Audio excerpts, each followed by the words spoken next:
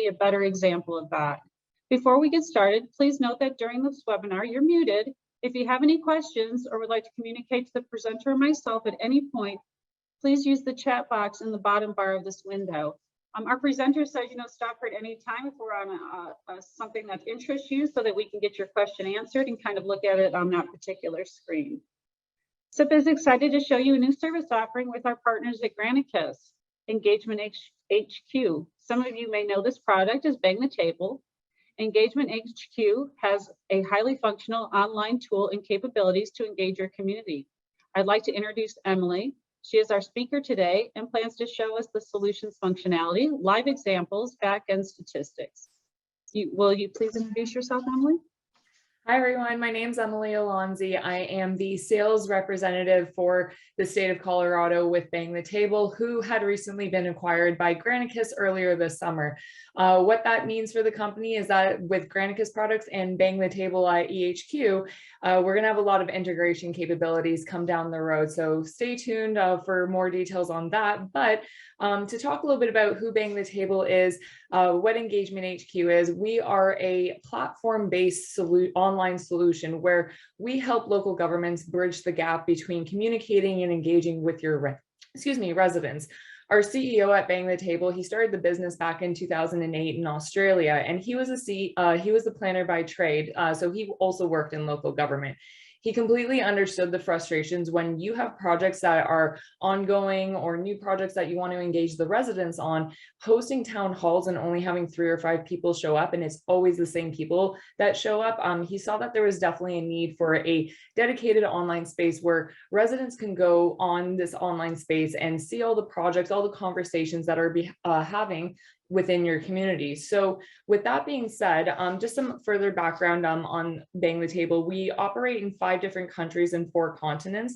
We have over 15 million practitioners and 15 million participants and 12,000 practitioners. We work with over 1,000 organizations globally, and we launch over 100 projects weekly on an average basis. So I think the next question, I'm going to send it to Beth to send out a poll to everyone, but looking to see if you're looking to engage your community engagement come in 2022. So Beth, do you mind sending out that poll? I will.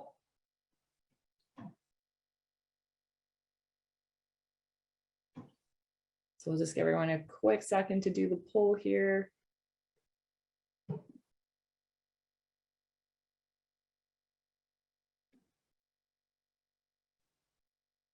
Polls are fun. Okay, gonna end this poll. Oh, wait a minute. Still coming in.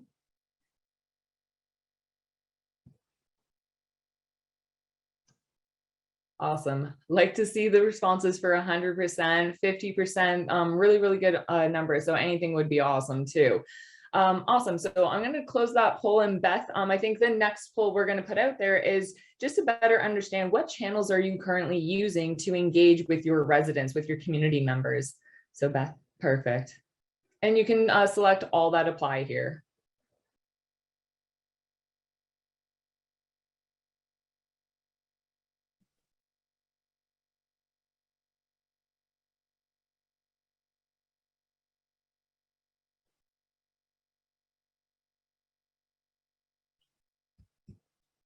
Okay. Awesome. So definitely a lot of our clients utilize their government website to get the information to their their community members as well as their residents as well. So social media, just wanted to quickly talk about this one because social media is really great. It's free to use. The only issue with social media is that there's no way for you guys to actually moderate it. So when you have people that are engaging or commenting on your posts on social media, it's really hard to kind of make sure that those conversations are staying constructive. Sometimes folks like to go on these rants where we're getting off topic. We're now not really talking about the project that we were initially discussing, where EngagementHQ within our platform, we include 24/7 live human moderation. This is one of our biggest differentiators between us and our competitors. Sometimes there's a combination of AI and robotic moderation where we have real live humans that sit sit behind computers so that when you're using these tools in an open environment so that others can see what, other community members are posting or saying on your engagement site, we will always make sure that we look to you guys to set those guidelines. How do you want folks engaging on your community engagement site here as well? And then we ensure that people stay on topic to the project, making sure that they're not using inappropriate language, not name dropping folks. So we definitely alleviate that stress on your guys' end. We take care of all of that for you. And I believe in our contracts, it says that our moderators will catch those comments in under 2 hours, but their average time is actually 10 to 15 minutes. So it's really, really quick. Now, kind of talked a little bit about social media, but I think I want to just better understand, where are your biggest challenges when it comes to engaging the community? So Beth, last poll for right now.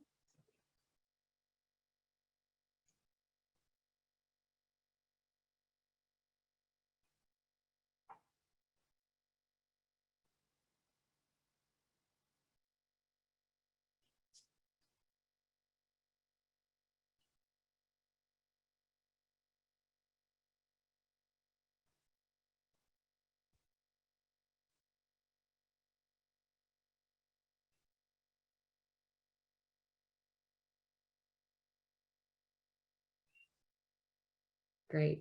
Awesome. So majority consensus here, lack of involvement or interest from residents or leadership. Definitely a lack of accessibility to technology and internet access, and lack of funds. All, very, very important things to consider, especially when we're looking to increase that community engagement. So what Engagement HQ can help alleviate some of those challenges that you guys are facing. The whole purpose of our platform is that it helps build and sustain cohesive communities.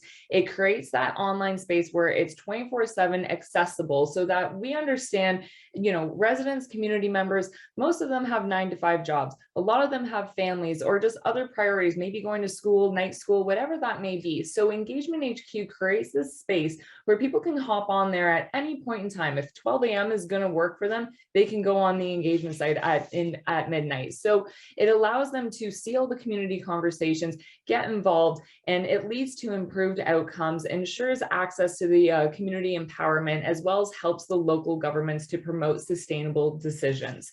So that's a quick little background about what Engagement HQ can do for you. But now, Beth, I'm going to ask if I can share my screen here, and I'm going to show all the tools that are included within our platform here. So 1 second. I'm also just going to quickly turn my camera off here, just so that the feed for Zoom works a little bit better. Okay, so share my screen. We can see your screen, Emily. Perfect. We can see Engagement HQ here. Awesome. So scrolling down here within our platform, we equipped you with 8 unique engagement tools. So don't think of this subscription as, an a la carte, pick which tools are going to work best for you. When you get a subscription with us, you get access to all 8 engagement tools. And to quickly give you a description about each one, we have a forums tool that you can use as a newsfeed form or a discussion form. So using it as a way to keep your community members up to date on these current projects, or using it to have them basically be involved in these discussions around that project, maybe proposing specific questions or just asking a general question for them to get involved in the conversation.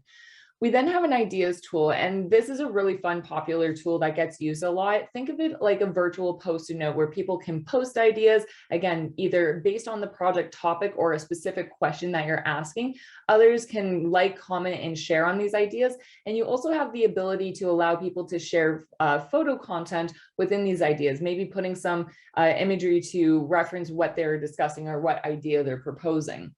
And then we also have a places tool. Think of this one like an interactive mapping tool where you can geographically locate a very specific area, whether that's your entire city, town, county, or a specific neighborhood within your municipality. You can then color code certain pins to have certain meanings, and then you basically are asking your community members to hop on this map, select a pin, and drop the pin on the map to provide feedback. So once they drop that pin, they can now type in what kind of feedback they want to provide there, there, and it allows them to be the eyes and ears on the ground running for you guys. Let them show you where maybe there are some challenges that are happening within your community, what you're doing really well, and maybe just some big ideas that they would like to see down the road, maybe some ideas for a master plan or a growth plan. Then we have a stories tool. So kind of alluding back to the social media, where we do understand that there's keyboard warriors out there. They love to just really express themselves and vent a little bit. This stories tool is kind of that dedicated tool for these keyboard warriors, where it's a dedicated space for them to really express their stories, their experiences, where it allows you as the organization to better empathize and sympathize with those experiences. We've seen the stories tool used a lot with affordable housing. You know, how has affordable housing affected you?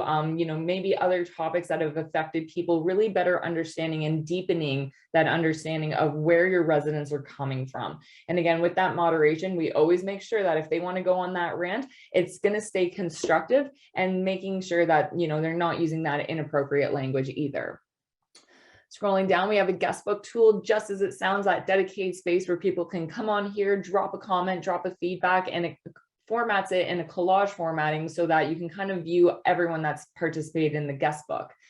Then we have a questions tool. This is a really interesting one because it can be used in a controlled as well as an open environment, where in that open environment, people can ask questions.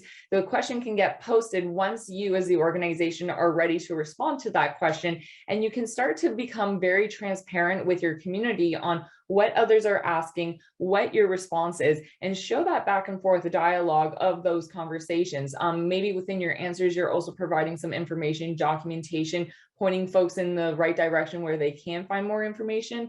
And then in that controlled environment, basically it's just a portal that you can create for your community members to ask questions, where those questions are being collected on the back end. Maybe we're consolidating duplications of questions being asked, and at a later date, you can then post a frequently asked questions addressing all the questions that's come through. And then we have your typical quick polls and surveys. So we're going to take a quick look at every single one of these tools, and where I would actually like to start off is City of Fort Collins, and this is their government website, so fcgov.com. And the reason why I want to start here is because we keep your engagement site separate from your government website. The reason why we do that is because on your engagement site, that's where the 24/7 live moderation comes into play, and then all the reporting analytics are tracked on your engagement site. Fort Collins does a really, really good job of promoting their engagement site, Our City Community Conversations. It's very easy to locate. It's visible on the homepage. So once you actually click onto Our City Community Conversations, it's now going to redirect you to what is their engagement site. So I also want everyone to keep in mind that we have so many different templates of how you can organize your homepage here. This is just one example that we'll kind of walk through quickly. So now when you land on your engagement site, this becomes the centralized space for your community members, for your staff members to get the word out on certain projects, for your community members to start engaging on these projects. The individual tiles are the individual project pages that we'll take a quick look in a second. So what we're noticing right off the bat is we have these beautiful colored photos, really short, simple titled text of the actual project. So me as a user, as a community member, can hop on here and really understand, all right, we got a budgeting project, we got a community recovery project going on, maybe something about transportation, home to health, and redevelopment. I can now understand that there are multiple different departments that are getting involved and engaging with their residents and community members here. So another thing that we have to offer is a registration feature. If you wanted to start collecting data from your participants, we can turn this registration feature on, and I'll quickly walk through this as well. So a couple of examples why you might turn registration on is that if you want to ensure that, you know, the users on your engagement site are from your area, from your town, from your city or your county, this is one way that we can start to manage and track participants on your engagement site. The mandatory fields we'll always ask is, create a user login name. You can give your residents the ability to either use their full name, let their identity be known, or they can create an anonymous username to hide their identity. They may feel more comfortable providing feedback when they do this, and then we'll ask for their email address and their password. After that, you guys have the flexibility to customize this registration page, the questions that are being asked, the data that you're collecting from your participants. Maybe it's important for you to understand what is your zip code. Maybe this is a drop-down menu that has a list of all the neighborhoods within your community. So you're asking people, what neighborhood do you belong to? Other questions we've seen our clients ask is, do you live in the city? Are you a community member of the city? Are you a homeowner or a business owner? So now what your registration feature is going to allow you to do is create panelist groups, so that if you wanted to only engage with stakeholders, maybe talking about a redevelopment construction project, or if you wanted to only host a project for community members a part of a specific neighborhood, this registration feature is going to give you that flexibility to do so. Then we can also include any terms of use and privacy policies for using EngagementHQ. Whether you had your own that you wanted to include in here, we also have templated versions that we can help draft for you guys as well. So on the homepage here as well, you may notice that we have some widgets on the right-hand side here, and we're going to see some of these widgets on the actual project pages once we hop in. What I did want to show is that we do have social media integration capabilities, so that whether you wanted to share a live feed of your Facebook page or Twitter, especially if you are using social media heavily to engage with your residents, this will allow you to direct folks on social media to your engagement site, where then they can come here and see that live feed of whether it's Facebook or Twitter, and just feel comfortable that, hey, when I'm on this engagement site, I'm not actually missing out on any information, because I can see the live feed here of their social channels, and all the actual conversations that we're having are on this engagement site here. So I wanted just to highlight a couple of those widgets on the right-hand side, but let's actually click into a project page now. So we're going to go into the 2022 budget here. So just give this a quick second to load. All right, so I want you guys to also think about these project pages where it's very much a templated format, where the layout is always going to remain the same, but you guys also have the capability to really customize these project pages to really look and feel exactly as you want to. So for City of Fort Collins, we really needed to stay on their brand guidelines, where we have their logo at the top there. We've adjusted some of the coloring on these tabs down below, even the coloring of the tabs where the engagement tools are, but they've also used their own internal creative resources, where they have this banner image there. They've also created a project image that you can see right here. So you can either use your own internal creative resources, or on our platform, we also have images by Unsplash, and these are stock images, high resolution stock images that are available for you to use at any point in time. It's really, really great, because you just type in a keyword, select the image that you want to use, and then we can insert it as a banner image or a project image. But on this actual page here, we can see that we have the title of what we're actually discussing about. We have some social media icons, and I like to describe this like free marketing. There's no reason why you would not want to turn these on, because it's allowing your community members to share to social media, LinkedIn, or email this project page to a family member, a friend that they maybe think would be interested on engaging on this particular project. We then have, the description piece of your project page. So we also have the capability where maybe there's a little preview of the description. You can continue reading and see now collapsing that there's additional info to read here too. Something that City of Fort Collins did on a majority of their project pages is that they have the description piece in English, and they've done their own translation in Spanish down below.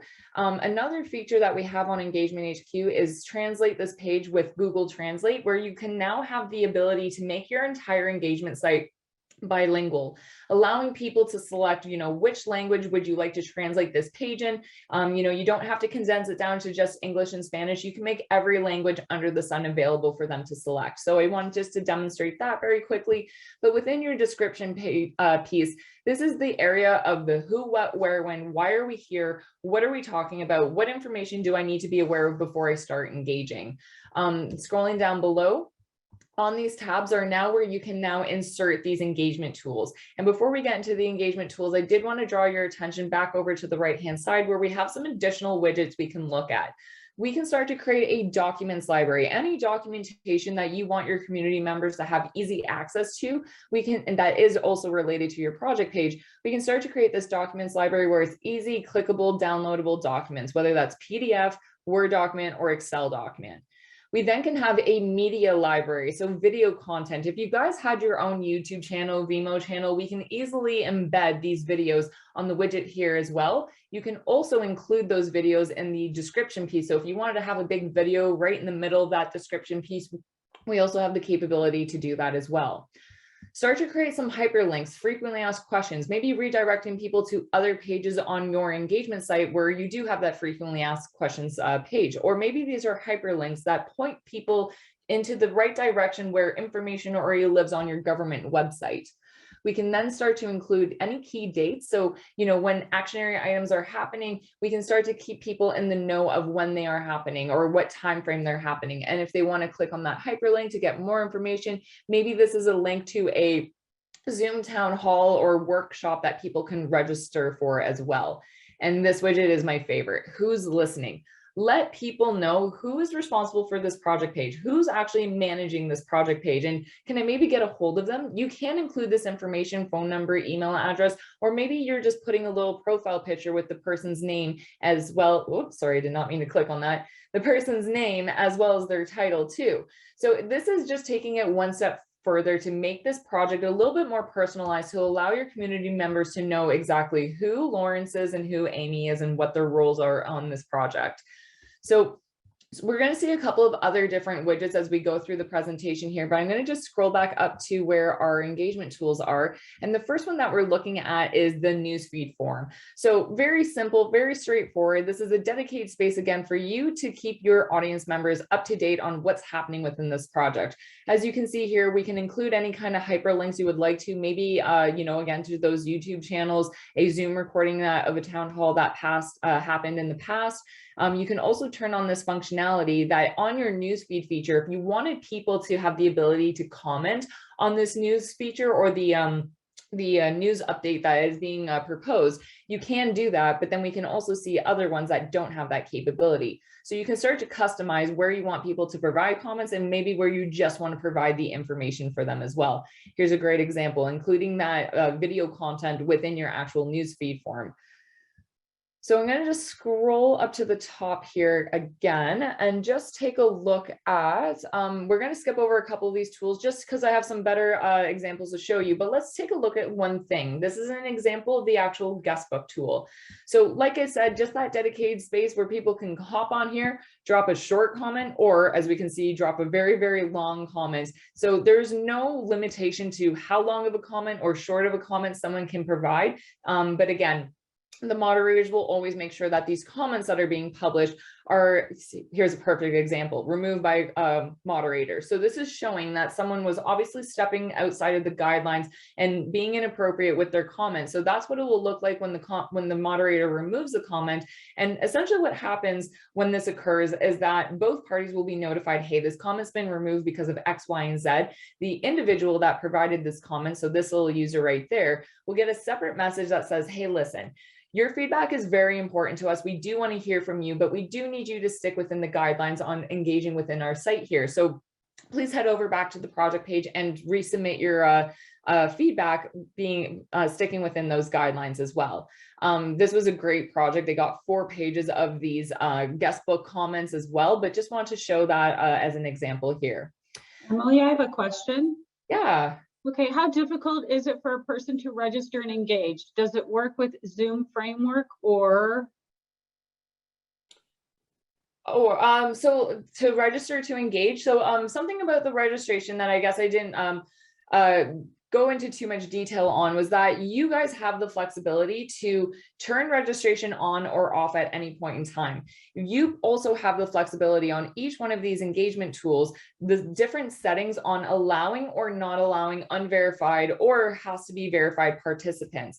So at any point in time, you can have a project page where you might have to sign in before you actually submit a guest book comment here, or you can open it up where you don't have to be a registered participant. Maybe they just want to collect maybe a quick poll response, and anyone that's looking at the engagement site can participate in there as well. But like I said, just kind of going through that registration feature, if you guys are sending out communications, letting people know, hey, we got this amazing engagement site, we want you guys to get involved into the conversations, you can make the registration as short as this, and then essentially they can start engaging right away. Or you can make this available, but not make it mandatory for them to register before they start engaging. Did that answer your question, Beth? I do not see a follow-up, so I hope so. Oh, it says yes, thank you. Okay, perfect, awesome.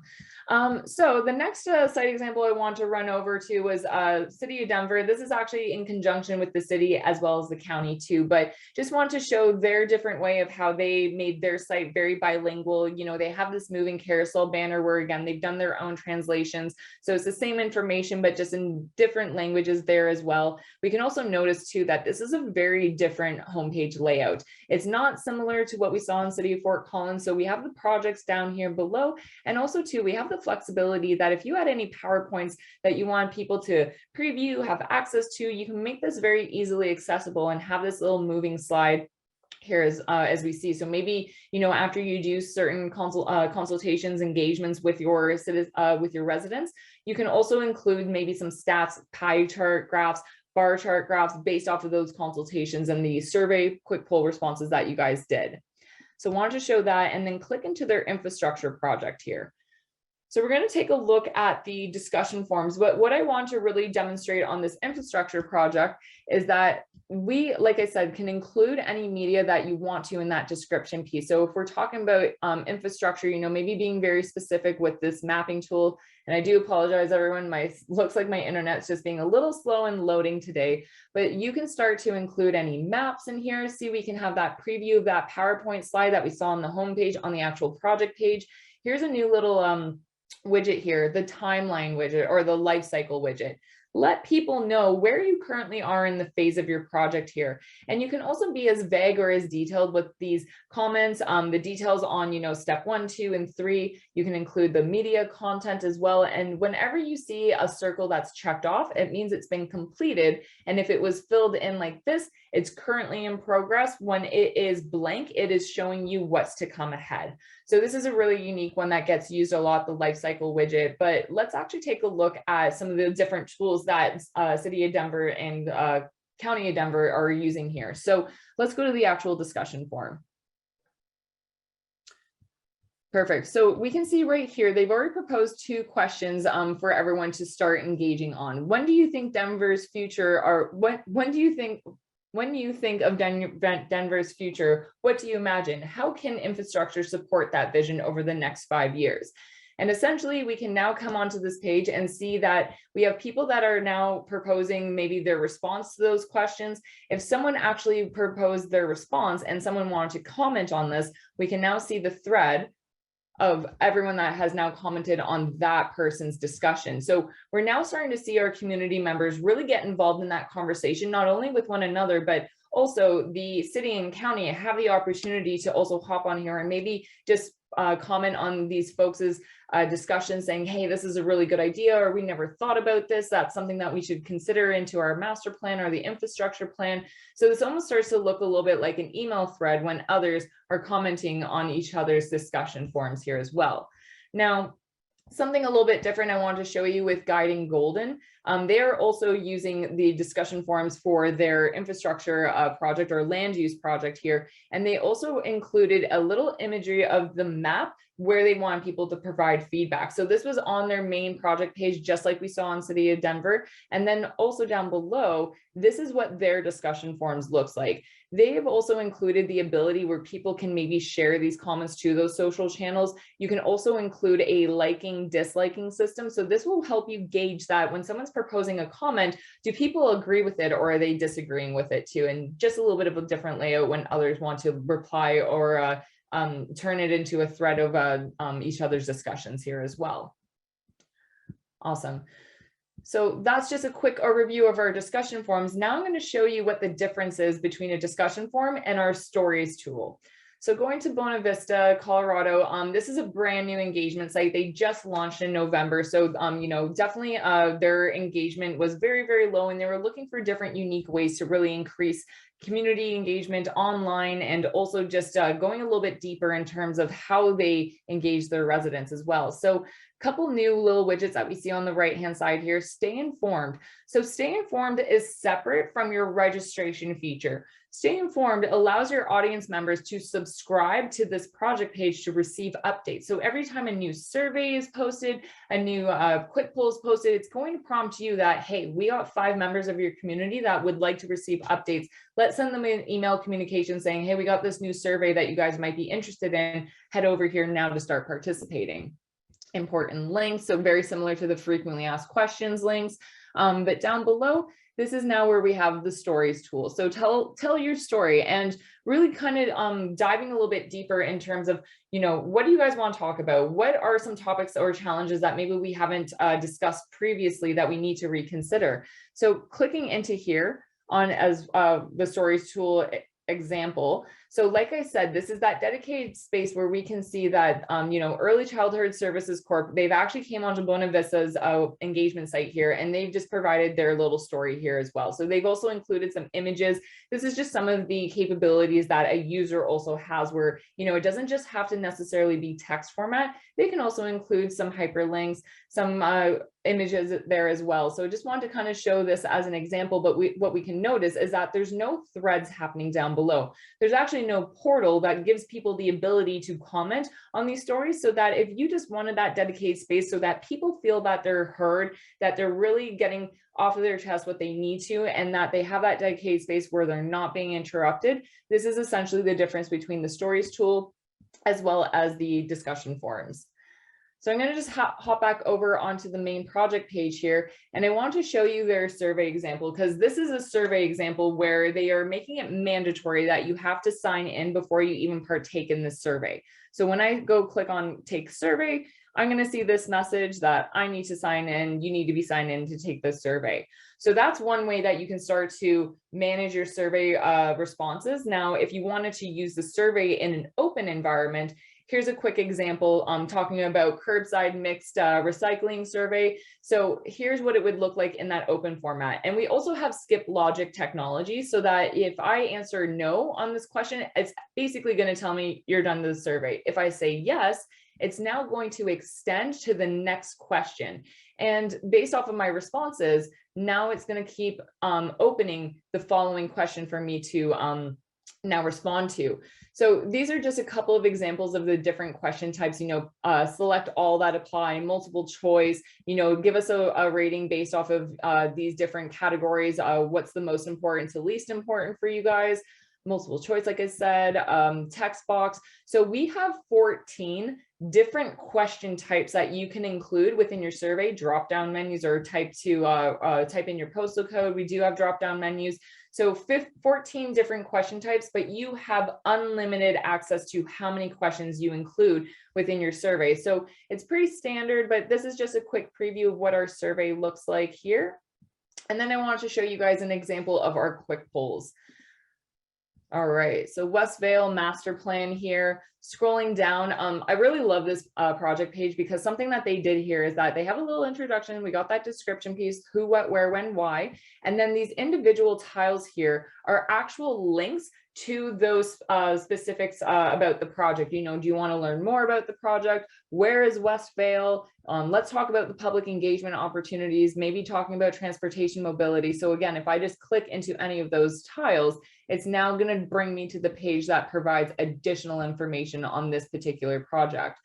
Scrolling down below here, they're also using the newsfeed form to provide project updates. And here's a quick example of the quick polls. Very standard, ask your question. You can include as many answer responses as you would like to. And then something that I really, really like that you can turn on or off at any point in time is view results. let's actually show people how many total votes we've currently seen on this particular quick poll and what's the percentage breakdown on the general consensus. So where do you live, referring to the map above? A lot of people live elsewhere in town of Vale, so maybe not in quadrant A, B, or C, or D, but they're letting them know that, hey, a good chunk of us live elsewhere within the town of Vale as well. So I really like when we show this transparency, but again, we're not sharing anyone's information on who actually voted on which answer within the quick poll, but at least I can see we got 107 people. Here's the breakdown of those responses as well. Awesome. So I'm going to just continue to move along here, and oh, sorry, that's the page that we just opened there. So going on to our next example. So this is Gallatin County in Montana. And I want to show this one because I thought this was such a unique project where they're updating their growth policy plan, and they have this documentation that had an opportunity to change the graphics or update the graphics on that documentation. So they put it to the community members and basically said, out of these three categories, open space, heritage, and community, we want you guys to take a photo within the county and pick one of these categories and post the photo in the ideas tool. And basically they're going to select a photo out of all these submissions for that growth plan policy document. So just want to show you an example of the ideas tool when we are allowing people to attach photos to their ideas here. Now, this one's a little bit more straightforward, where we don't have a lot of text in terms of, providing a specific idea. And also the way that they've organized is that everyone had to title what category their photo referenced to. But this is such a beautiful collage of all the different photos within the county, maybe some areas that people had no idea existed within their counties. And, I love this one with the dog, just big smiley happy dog, and ready to go for a swim in the lake there too. But we're really demonstrating how beautiful the county is here right now too. Lots of nature photos as well. So we'll dive a little bit deeper into this ideas tool on my next example here, but there's a couple different ways when you're getting over 100, maybe thousands of ideas being submitted. You can filter these ideas by oldest, newest, most voted, or most commented on ideas, or we can do a keyword search. So for this example in particular, again, we're working off of those three different categories. So if I type in open space, it's only going to show me, whoops, I must have spelled that incorrectly. It's a little hard to see the text here against the gray background, but if I type in the word open, it's now going to pull every single photo and idea that's been submitted that has that word open in there as well. So you can do this with any keyword. And I'm actually going to show you this on City of Brampton here, where they've had 1,700 people submit an idea to, future ready Brampton. So this is what the ideas tool can now look like when it's just a text format. And something I also wanted to point out too. So Gallatin County, they allowed everyone to share, comment, and like on each other's ideas. City of Brampton, they've only included the share and the liking system. They've actually removed the comment system too. So you're starting to see where you guys have some flexibility to alter how do you want people to engage? What kind of feedback do you want them to provide or interact with one another here as well? So kind of going through, again, the 1,700 ideas, if I type in the word bike, let's now see how many people are proposing an idea that is related to maybe bike lanes, bike paths, bike routes. And now I can start to see and read every single one of these comments. When we can't see a full idea, as we see in the little snippet here, you just click on that idea and then we can actually extend the full text so we can read exactly what people are saying on that particular idea too. So that's the ideas tool in a nutshell. The way that you filter it on the front end is very similar how you do it on the back end. And now I'm going to just move on to Let's Talk Parker. So different homepage that we see here, there's two projects I want to take a look at, this fact or fiction one, and then we're going to take a look at the traffic enforcement efforts. So fact or fiction. One of the biggest issues with social media is that there's a lot of fake news out there. There's a lot of assumptions. There's a lot of myths that you need to help debunk. And we found that this project, Fact or Fiction, is a great way to actually debunk those myths. So using the Q&A tool, this is what the Q&A tool essentially looks like in that open environment where we can see what people are asking, who the user is, and then the city directly can respond right here. So no question will be posted before you guys have the ability to review that question, take the time you need to create an answer for that question, but just want to show you some of the feedback that's come through here. I believe they also had a really great response on this question, 3 pages of questions being asked, but this is where we're starting to deepen the transparency. We're starting to deepen the trust with our community members because we're being transparent with our answers and what others are asking. I always like to say that if someone's got a question, there's got to be at least 100 other people thinking the same question. So why not propose that answer directly there for them? Within your responses, you can also include hyperlinks, as you can see here as well. You can include documentation for people to download, maybe phone numbers where they can contact the right person for further details. And also you have the ability to turn off or on these social media icons as well. Wanted just to see if there's any new widgets that were on the right hand side. I don't see any, but now I'm going to get into the last tool that we're going to look at today. And I have a couple of examples to show you because there's so much flexibility when it comes to our mapping tool. And this is a fantastic project page I'm about to show you guys. So tell us where we can enhance our traffic enforcement efforts. So once my computer gives this a second to load here, I'll kind of just talk about the project while my computer's loading here. So through the mapping tool, City of Parker essentially proposed it to the general public on, here's a map of our town and tell us where you think we need more police traffic enforcement. So the idea was that, on a month-to-month basis, the whole purpose was that they wanted to decrease the amount of pins that were being dropped on this map. So one thing that I didn't get a chance to mention before is that I don't want you guys to think one project page, one use of the survey tool or one use of the places tool. You can see here that you have multiple maps happening on the same project page. So this can be applicable to any of our engagement tools. You can have multiple discussion forums happening, multiple surveys happening, multiple quick pulls happening on the same topic, but maybe diving a little bit deeper into different subcategories. So the whole purpose of this exercise was that, from month to month, we wanted to decrease the amount of pins that were being dropped where more police trafficking enforcement was required. So if I actually click on this map here, it's now going to show me where City of Parker is actually geographically located their area. So within the orange parameters, that's where I'm supposed to drop my pins. On the left-hand side, we have the legend where on the I for information, this is the description piece that gets pulled from the main project page and just brought over to the map so that people have easy access to review the who, what, where, when, why am I on this map? How can I start engaging again? The plus sign is where you guys get to have the fun capability of color coding these pins on what their meanings are. So as a user, I can come on here, maybe select the pin where I want to provide feedback. If we're talking about red light, stop sign issues, speeding issues, crosswalk, pedestrian issues, maybe road traffic design, school bus violations or other. Now that this consultation is closed for the month, won't be able to drop a pin here, but we can also start to filter through these pins. So as a user, or even you as the organization, if you only wanted to look at one category of these pins, so maybe just really highlighting where the red light stop sign issues are, if I was a user on this map, I could select show only my pins so that if I was providing multiple feedback in different areas, I can see exactly where I've already provided that feedback. Me as a user, I'm not from Parker, so I actually haven't participated on this project page, but let's click off of that. And whenever you're seeing these orange, yellow, green circles, it's just showing you where there's a high concentration of activity happening. So when you actually click on those circles, it's going to start to expand those pins and show you exactly where people are providing that feedback here. So click on the pin.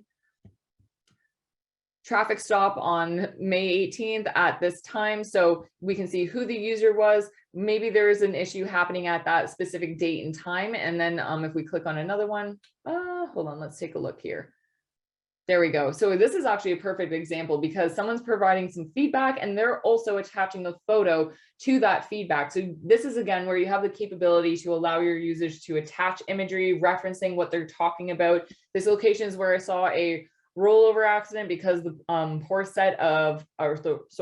setup of the intersection where you can turn east and west from the turn lane. So this is some feedback that, again, maybe this is good feedback for the city to know about. Obviously, very unfortunate situation there as well, but maybe it needs to be reconsidered how the traffic lights are set up or what needs to happen to avoid this happening once again. So some other different ways that you can start to utilize our mapping tool, maybe it has something to do with police enforcement and traffic bylaws. Maybe it has something more to do with, tell us what is your favorite part about your community. Maybe where do we have some mobility issues? Let's talk about employment, whether those are local businesses, and maybe talking about a growth plan as well. So this is kind of just creating community good on, maybe let's address what we're doing really well and what areas we can do to improve here too. So this is going back to Gallatin County in Montana. Just zooming in here, want to show a different kind of perspective on terms of dropping those pins. So kind of similar to what we were just looking at just now, but this intersection is extremely dangerous for children and the elderly to cross. So that could be a good prompt that, maybe the county needs to consider putting a traffic guard there, or again, just making it a little bit safer for those community members. I got another one over here, less parking. So, me specifically, I don't know exactly what's going on in this area, but if someone's suggesting less parking, maybe there's a congestion issue that's happening here as well. Someone else coming on here, a grid network for housing and transportation will be a more efficient way to provide services and will also be more walkable. So this is, again, just where you are allowing your community members to be the eyes and ears on the streets, running for you guys on your behalf. Let them tell you where the issues are. And I'm going to just actually skip over City of Brampton for their mapping exercise there as well. But going over to City of Lehigh, this is a different way where you can use the mapping tool for land use projects, redevelopment projects, where we have the capability to do map layering, where you don't necessarily have to just hop on here and have one specific area and one color code. So hold on, let me just click out of there. So as we can see here for Gallatin County, we just have one layer that's being highlighted, where City of Lehigh, they have multiple layers that are being highlighted, and they have they did a great job on their legend on really explaining what the color coded areas mean. And then me as a user, again, just adding the pin, provide a comment. So they don't have different subcategories in terms of the type of comments they're looking for. They just want you to provide a generic comment based off of, again, which area of the land use map you're providing that suggestion or feedback for. So before I hop quickly into some of the analytics that we track on your engagement site, I just want to do a quick pulse check. Is there any questions anyone wants to ask in the chat box? I haven't seen anything new yet, Emily.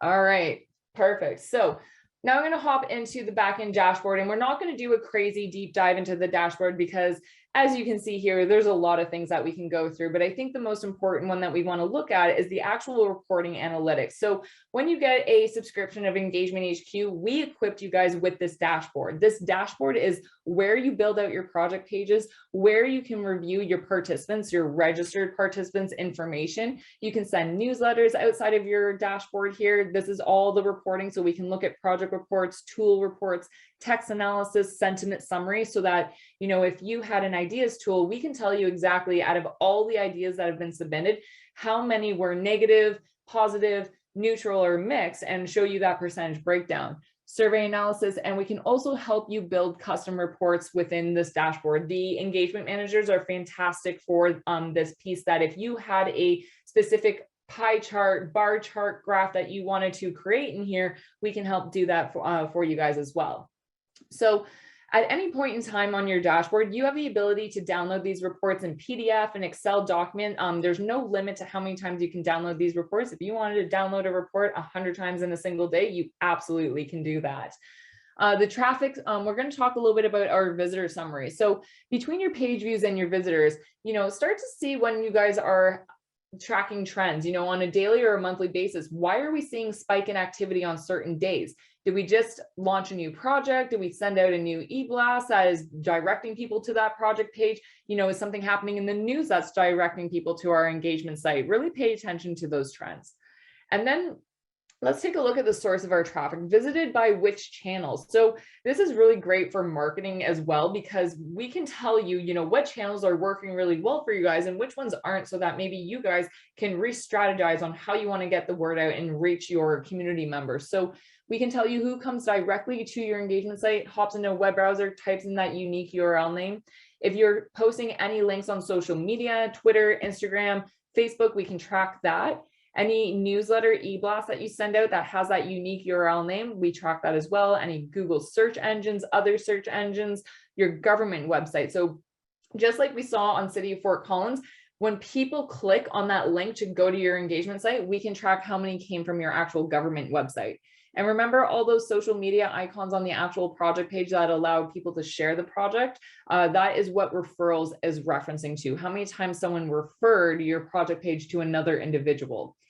Then we can scroll down on the participant summary. How many people were engaged, actually contributed to a forums, a survey, quick poll, stories, places, or ideas? How many of them were registered, unverified, or anonymous, pending what settings you have set for those project pages?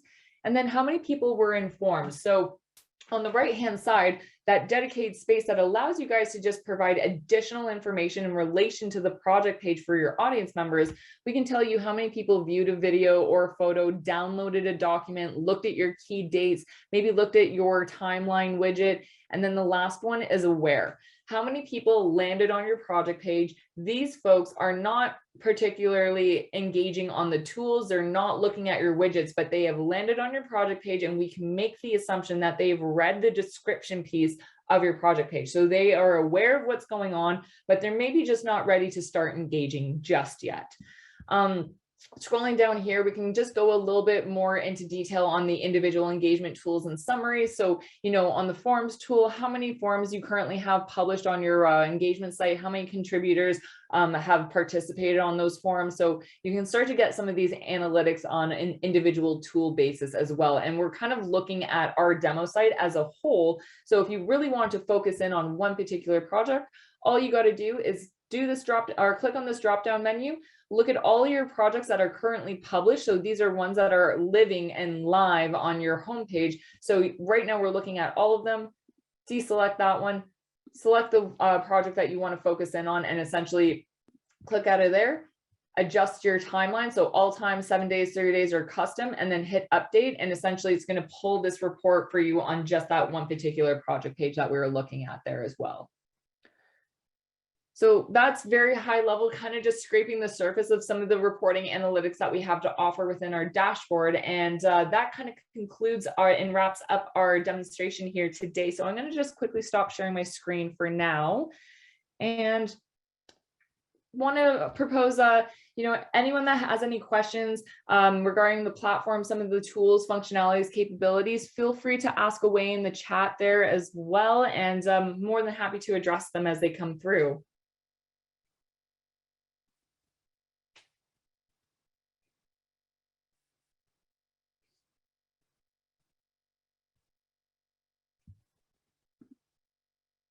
Great, thanks so much, Emily.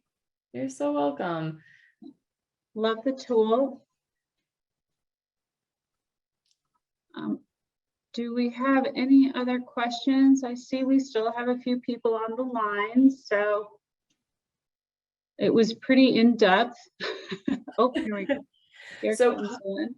Cost. Great question. So cost, we basically, our price points are based on your population size.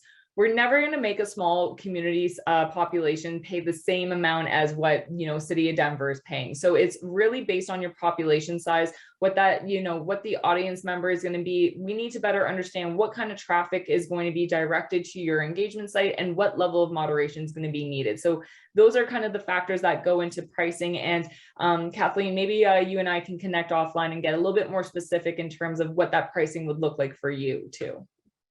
Exactly. And Emily, you can see that Emily's email is down there with mine as well. So we're happy to set up any one-on-one conversations to get formal quotes through SIPA and Granicus EngagementHQ. Okay. So their population is about 2,000. So she'll connect with you, as you can see. I will make a note of that, Kathleen. Thanks so much. Any other questions about the tools, the functionalities, the dashboard?